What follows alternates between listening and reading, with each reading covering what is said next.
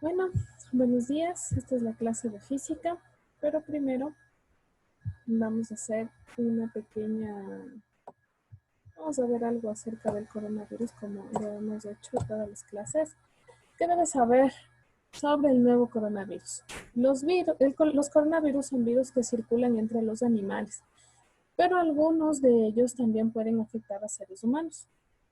El nuevo coronavirus fue identificado en China a finales del 2019 y es una cepa que no se había visto previamente en humanos.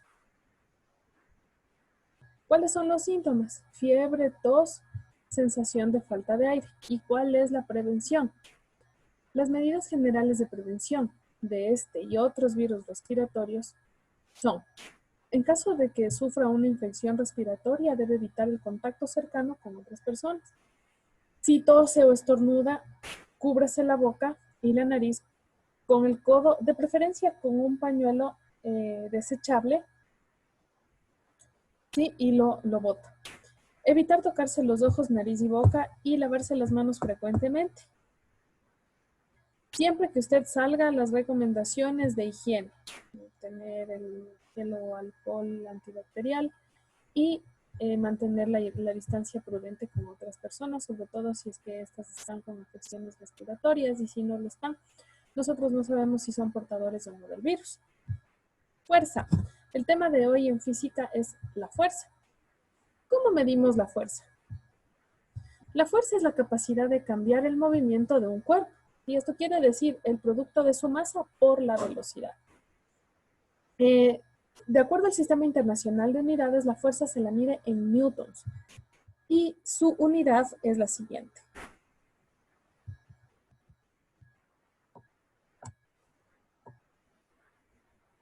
Newtons, es la N. ¿Ya?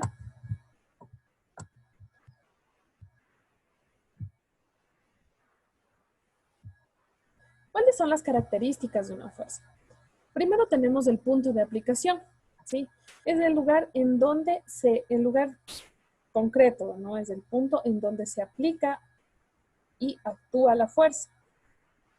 El módulo o magnitud. Este indica el valor numérico de la fuerza, ¿sí? Y esta se mide en newtons. La dirección es la recta a lo largo de la cual se aplica la fuerza, ¿sí? Entonces es hacia dónde va la fuerza. Nosotros le empujamos y va a tener una dirección, ¿sí? Y el sentido es la dirección de la fuerza. ¿Cuáles son los medidores de fuerza? Son instrumentos, ¿sí? Y estos generalmente consisten en un muelle, y estos contienen un cilindro de plástico, ¿sí? Cartón o metal. Y tienen dos ganchos, uno en cada extremo.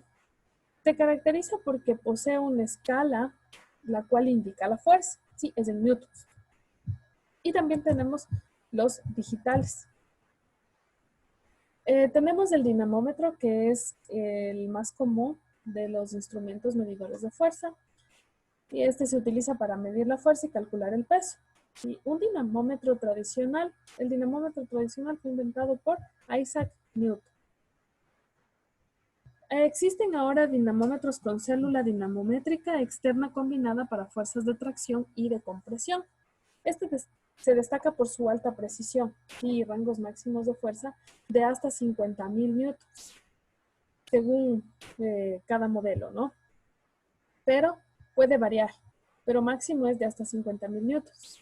Así tendrá la posibilidad de medir la fuerza y la presión de una prensa o la fuerza de tracción de una hidráulica de forma más sencilla y muy precisa.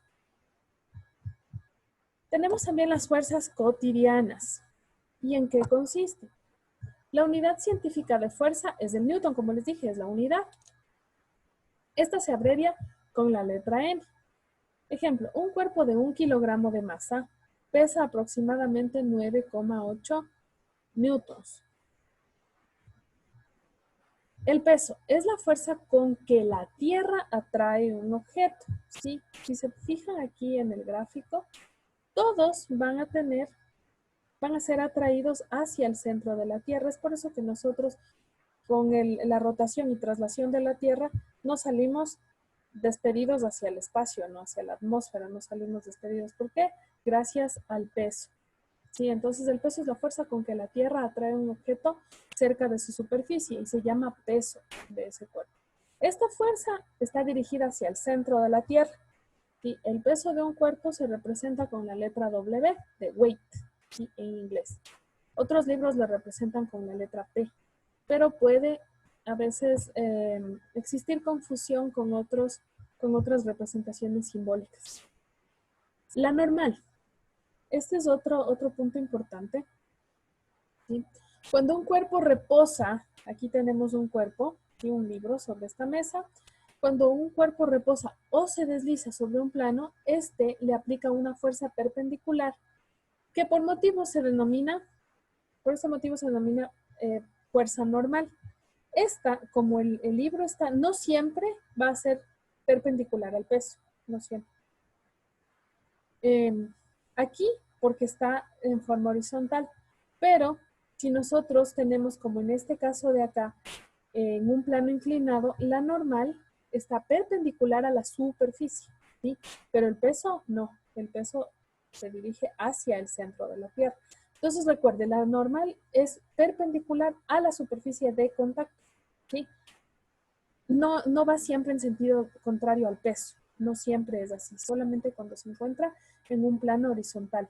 Pero cuando se encuentra en un plano inclinado, sabemos que la normal siempre es perpendicular a la superficie de contacto. Aquí tenemos perpendicular a la superficie de contacto y el peso, aquí coincide con el peso, ¿no?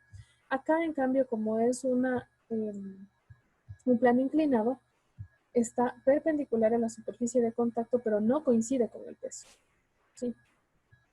En algunos casos, el valor de la fuerza normal es igual al peso, como les decía, y como está en la figura 1, pero también existen situaciones en las cuales no es así, como en la figura 2, en esta, ¿sí? Que siempre la normal es perpendicular a la superficie de contacto.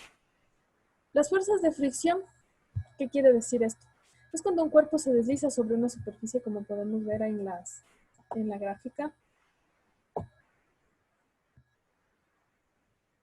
Y en ciertas circunstancias cuando reposa sobre ella también. Esa superficie le aplica una fuerza que se denomina fuerza de rozamiento. Aquí, si nosotros dejamos deslizar este cuerpo en esta superficie, que es un plano inclinado, va a existir un rozamiento y esta fuerza va a ser contraria a la fuerza aplicada. ¿Sí? Es una fuerza que se opone a este movimiento y esta va a tener también un coeficiente. Cuando esta superficie le aplica una fuerza que se denomina de rozamiento, si el cuerpo se desliza, se llama fuerza de rozamiento, ¿ya? Si el cuerpo se está deslizando, sea a mucha velocidad o a muy poca, existe una fuerza de rozamiento. Y la representamos por F sub K, ¿sí? F sub K. Y si está quieto, es rozamiento estático. Entonces, cuando está en movimiento es rozamiento cinético y si el cuerpo está quieto, no lo movemos, es un rozamiento estático y se la representa por F sub S. ¿Sí? Estos dos tipos de fuerzas de rozamiento dependen de las superficies de contacto y de la fuerza normal que el cuerpo le aplica a la superficie sobre la que descansa o se desliza. ¿Cuál es esta fuerza normal que el cuerpo le aplica a la superficie? Si el cuerpo es muy pesado, va a ejercer mayor fuerza normal, ¿sí? Sobre esta superficie. Y si el cuerpo es más liviano, va a ejercer menor fuerza normal. Pero también nos tenemos que dar cuenta el tipo de superficie en la que está el cuerpo apoyándose, ¿sí? Hay superficies rugosas y superficies muy lisas, pero por más lisa que sea la superficie, siempre existirá un rozamiento, siempre existirá una mínima rugosidad, ¿sí? Por más lisa que usted la vea, siempre existe una rugosidad, por más leve que sea. Entonces, aquí tenemos que la fuerza de rozamiento estático es menor o igual a este es el coeficiente de rozamiento estático. Mu sub S es el coeficiente de rozamiento estático. Y este se lo puede calcular si es que nosotros tenemos los otros valores o también se da en cada uno de los ejercicios, ¿sí? Hay superficies que ya nos dan el coeficiente de rozamiento estático o cinético, ¿sí? Y por la normal. Sí, esta es la fuerza normal, por la normal. Así se le representa por N mayúscula, la normal. No se confundan con la unidad de fuerza que es newtons, porque eso simplemente cuando nosotros terminamos ya damos la respuesta del ejercicio, ahí le ponemos la unidad. Aquí esta es una expresión matemática para nosotros poder calcular la fuerza de rozamiento estático. Y tenemos la fuerza de rozamiento cinético que va a ser menor o igual que mu sub k, que es el coeficiente de rozamiento cinético por la normal. También existen otras fuerzas que son las fuerzas elásticas. Los resortes, al ser estirados o comprimidos, también aplican una fuerzas sobre los objetos atados a sus extremos, ¿ya? Estas fuerzas se llaman elásticas y generalmente estas fuerzas son proporcionales a la longitud que se ha estirado o comprimido el resorte. Y aquí estamos comprimiendo, está un resorte comprimido y aquí está un resorte estirado. En cuyo caso se dice que se cumple la ley de Hooke, ¿sí? Y esta es la ecuación para la ley de Hooke. Esta es la fuerza elástica, será igual a la constante elástica, ¿sí? Por el intervalo de la longitud, ¿sí? ¿Y qué quiere decir el intervalo de la longitud? Vamos a tener una longitud final, ¿sí? Que ya está estirado el resorte, menos la longitud inicial que tenía antes de estirarlo. Ahorita estamos viendo de manera más general todas las fuerzas que existen, ¿sí? Esto ya lo van a ver a profundidad en el año siguiente, que es en segundo de bachillerato, que se ve la ley de Hooke y también se ven las fuerzas, los diagramas de fuerzas, fuerza de fricción, fuerza normal, todo esto se ve con mayor detenimiento. La tensión, esto también es uno de los temas que se ve a mayor profundidad en segundo de bachillerato. La tensión, cuando un cuerpo ala a una cuerda, esta se tensiona y le aplica al cuerpo una fuerza que se denomina tensión. Entonces aquí tenemos una cuerda, ¿sí? Que está atada a una caja. Entonces el niño está alando la cuerda para poder arrastrar la caja, ¿sí? En el caso de la caja va a tener una fuerza normal, ¿sí? Va a tener un peso. La fuerza normal será perpendicular a la superficie de contacto. El peso va hacia el centro de la Tierra, su dirección. Tiene una masa, ¿ya? También tenemos esta tensión, que es la fuerza que el niño está aplicando en esta cuerda para poder alar la caja. Y aquí tenemos una fuerza, la fuerza que el niño ejerce hacia acá. Y vamos a tener otra fuerza contraria, ¿sí? Esto vamos a ir viendo poco a poco con las leyes de Newton, ¿sí? Tenemos la clasificación de las fuerzas. La fuerza de contacto es cuando hay contacto o interacción entre dos cuerpos. Si usted está empujando un objeto, hay una fuerza de contacto e interacción entre los dos cuerpos. Ese cuerpo se va a resistir a esa fuerza y usted también se resiste a la fuerza de ese objeto y existirá tal vez un movimiento si es que el objeto no es muy pesado. Fuerzas a distancia. Aquí interaccionan, ¿sí? Dos cuerpos, pero sin existir contacto, ¿ya? Y aquí podemos experimentar en fuerzas magnéticas. La fuerza resultante es la suma de fuerzas que actúan sobre un cuerpo, se les denomina resultante, ¿sí? Toda la suma de las fuerzas es la resultante. Entonces aquí tenemos un ejemplo. Tenemos la fuerza normal, que está ejercida sobre la superficie de contacto y este es el peso, ¿sí? La fuerza resultante es igual a la fuerza normal menos el peso. ¿Por qué es negativo? Porque si ustedes ven el sentido, la fuerza normal es hacia arriba, es positiva, y el peso es hacia abajo, hacia el centro de la Tierra, y es negativo. Como las dos fuerzas se están encontrando, pero en sentido contrario, ¿sí?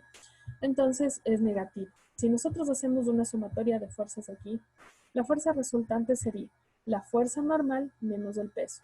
Digamos que tuviéramos otra fuerza aquí. Entonces esas dos fuerzas serían sumadas, ¿sí? Las leyes de Newton. Tenemos la primera ley, que es la ley de la inercia. Todo cuerpo sobre el que no actúan fuerzas o su fuerza resultante es nula, permanece en reposo con un movimiento rectilíneo uniforme, ¿sí? Esta es la ley de la inercia y es la ley de Newton, ¿ya? Esta se aplica en cinemática, ¿sí? Ya les he hablado de la primera ley de Newton. Todo cuerpo sobre el que no actúan fuerzas o su fuerza resultante es nula, permanece en reposo con un movimiento rectilíneo o uniforme.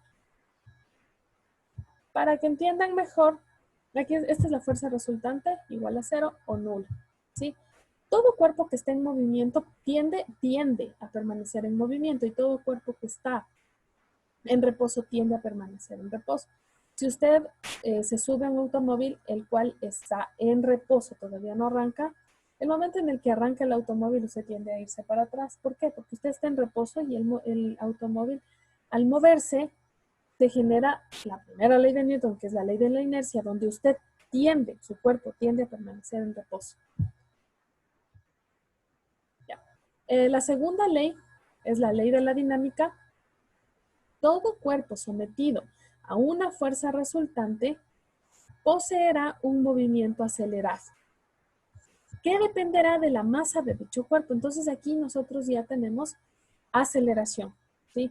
Y depende de la masa que tiene el cuerpo, ¿sí? Para poder encontrar la fuerza resultante. Entonces la fuerza resultante igual a la masa por la aceleración. Aquí tenemos un gráfico. No se preocupe que esto se va a ir viendo poco a poco. Simplemente estamos ahorita haciendo una introducción. La tercera ley de Newton es el principio de la acción y reacción.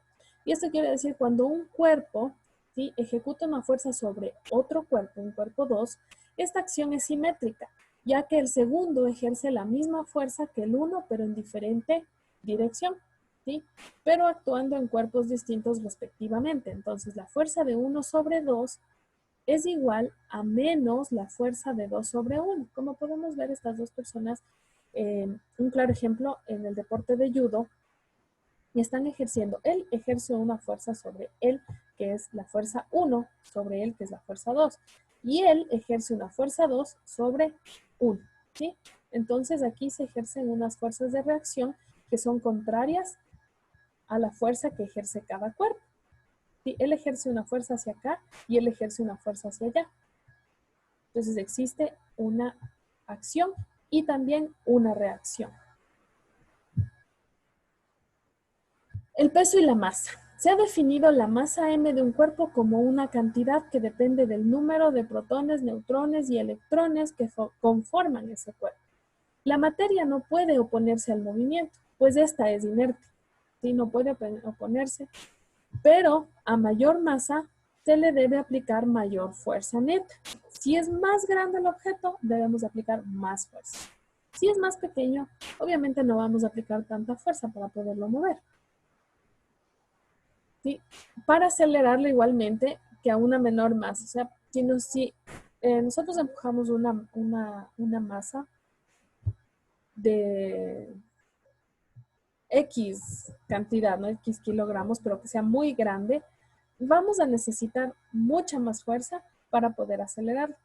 Caso que si nosotros empujamos una que sea más liviana, necesitamos menos fuerza para acelerar. El peso y su símbolo W de un cuerpo se define como la fuerza que la Tierra le aplica a ese cuerpo, ¿sí? Le atrae. La segunda ley de Newton permite establecer una relación entre la masa y el peso de un cuerpo, ¿sí? Aquí tenemos el peso es igual a la masa por la gravedad. ¿Y por qué es por la gravedad? Porque esta es la aceleración de la Tierra, ¿sí? Es la gravedad. Y este valor es 9,8 metros sobre segundo al cuadrado. Se concluye que si la masa de un cuerpo es de 1 kilogramo, su peso es de 9,8 newtons, de donde vemos que la unidad de fuerza, el newton, equivale a 1 kilogramo por 1 metro sobre segundo cuadrado.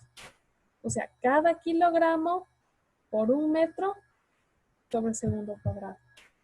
Dinámica del movimiento circular uniforme. Recordemos, en el movimiento circular uniforme, la aceleración de valor constante y dirigida hacia el centro de la circunferencia que describe, esa era la aceleración centrípeta, ¿recuerdan? Por tanto, la fuerza neta que actúa sobre un cuerpo se describe un movimiento circular uniforme. Debe ser de valor constante y dirigida hacia el centro de la circunferencia descrita. Y a esta la llamábamos aceleración centrípeta, que le mantiene al cuerpo en movimiento circular uniformemente variado, y no permite que este cuerpo salga despedido hacia el espacio. Esta fuerza se llama centrípeta, ¿sí? Porque si existe una aceleración centrípeta, existe una fuerza centrípeta, ¿sí? La fuerza centrípeta es igual a la masa del cuerpo por la aceleración centrípeta. Y de acuerdo con la segunda ley de Newton, tenemos aquí la expresión que la fuerza centrípeta es igual a la masa por la aceleración centrípeta. Y también es igual a la masa por la velocidad al cuadrado dividido por el radio. ¿Sí? También esto es igual a esto. ¿Y por qué es eso? Porque la aceleración centrípeta es igual a la velocidad al cuadrado dividido por el radio. ¿Sí? Por eso es esta expresión. Solo la aceleración centrípeta la reemplazamos por velocidad al cuadrado dividido por el radio y ya tenemos esta expresión. ¿Sí? Por la masa también. Recuerden, la Luna en el movimiento de traslación alrededor de la Tierra describe prácticamente un movimiento circular uniforme. La fuerza centrípeta correspondiente es la fuerza gravitacional que la Tierra le aplica. ¿Ya? En ese caso se cumple con la siguiente expresión. La fuerza centrípeta es igual a la fuerza gravitacional o gravitatoria. ¿Sí? Esta de aquí es la expresión para poder calcular la fuerza centrípeta de la Luna. ¿Sí? A partir de estas relaciones es posible deducir la masa de la Tierra y mediante esta determinamos la masa del Sol también.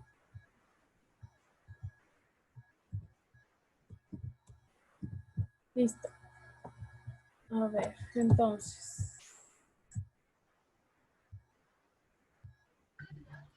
¿Tenemos alguna pregunta? No. Bueno, entonces verán, van a hacer del tema 1 y del tema 2, ¿sí? Los talleres. Van a leer el tema 1 y el tema 2 No. y de cada uno de los temas van a realizar los talleres, ¿sí? Del libro. Son 2 talleres que tienen que realizar. El taller del tema 1 y el taller del tema 2. ¿Listo? Ya. Ya, chicos. Entonces, que tengan un bonito día. Ya les envío la evaluación de física también al chat. ¿Listo? Vamos a dar ahorita. Y ya les voy a enviar. Y ya dicen que yo ya tengo las evaluaciones ahí. Usted dijo que solo tiene que activarlas. Es que eso tengo que activar yo. El día que, por ejemplo, hoy se va a dar la prueba y yo la activo. ¿Y cuánto tiempo nos da de la prueba? De aquí hasta las 12:05. 12:05 máximo. Ya. Y se cierra. ¿Ya? Listo, chicos. Entonces ya les envío, ¿no? Nos vemos la siguiente clase. No se olvide de lavarse las manos y protegerse si es que sale. Use Ok. alcohol. Igualmente dicen Chao, chao. chicos. Gracias.